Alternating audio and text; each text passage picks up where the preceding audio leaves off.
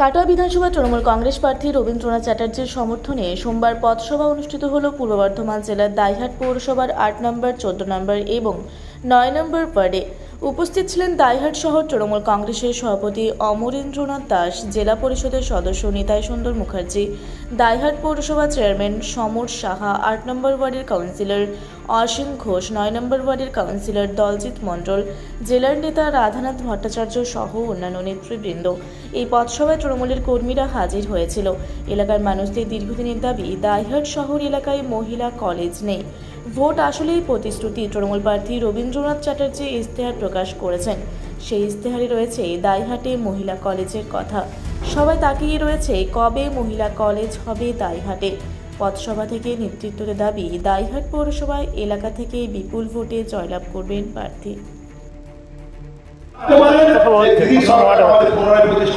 এখানে তৃণমূল কংগ্রেস সমর্থিত মমতা ব্যানার্জির স্নেহধন্য প্রার্থী রবীন্দ্রনাথ চট্টোপাধ্যায়, তারই সমর্থনে আজকে আমাদের পথসভা চলছে।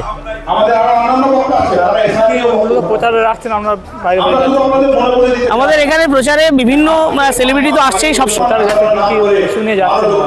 আমাদের ইস্যুর তো অভাব নেই। আমাদের বিভিন্ন প্রচারের একটাই বিষয়, মমতা ব্যানার্জির উন্নয়ন। মমতা ব্যানার্জি যে প্রত্যেকটি প্রকল্প রয়েছে, সেই প্রকল্প প্রত্যেক বাড়িতে আছে, বাড়িতে বাড়িতে সেটা পাচ্ছে মানুষ।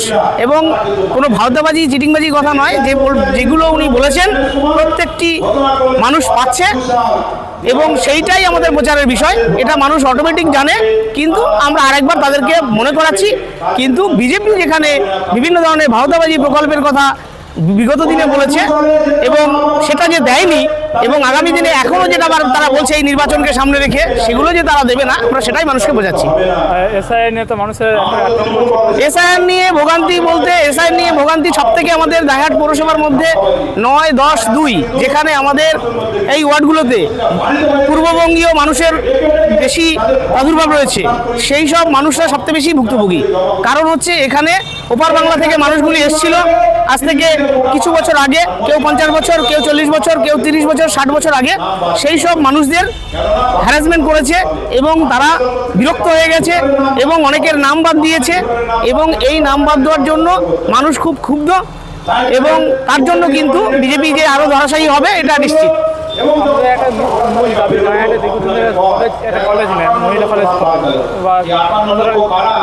এইটা আমাদের দীর্ঘদিনের দাবি।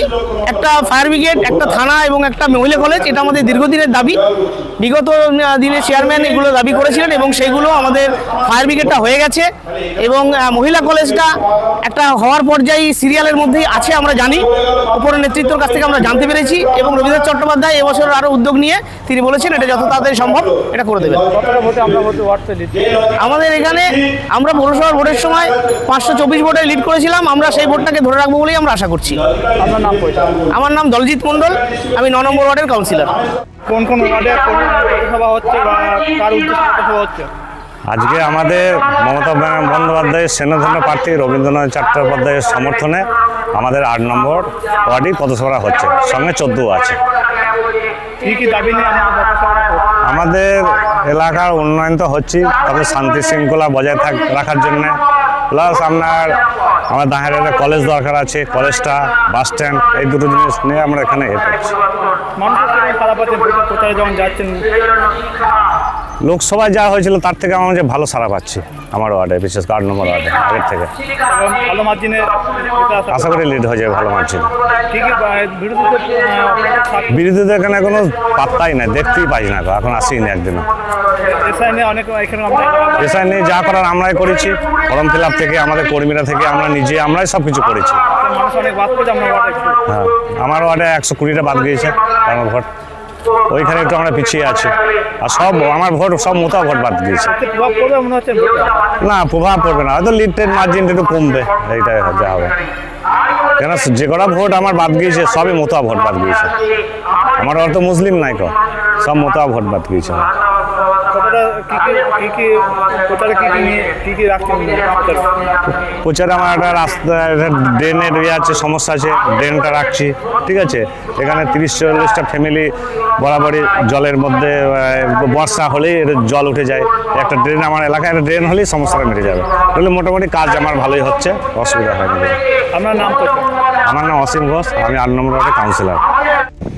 কাটোয়া থেকে রাহুল রায়ের রিপোর্ট, রূপসী বাংলা মিডিয়া। আপনারা দেখছেন রূপসী বাংলা মিডিয়া। এখন একটা ছোট্ট বিরতি, ফিরে আসছি বিরতির পর। পুরুলিয়ায় পাত্রপাত্রী যোগাযোগের একমাত্র বিশ্বস্ত প্রতিষ্ঠান বিবাহ পরিচয়। আপনার মনের মতো জীবনসঙ্গী খুঁজতে পাশে রয়েছে বিবাহ পরিচয়। তাই আর দেরি না করে আজই যোগাযোগ করুন বিবাহ পরিচয়। Municipality commercial complex, 2nd floor, Chaibasa road, opposite PWD office, Purulia. Mobile নম্বর 9232440272। ফিরে এলাম বিরতির পর। আপনারা দেখছেন রূপসী বাংলা মিডিয়া।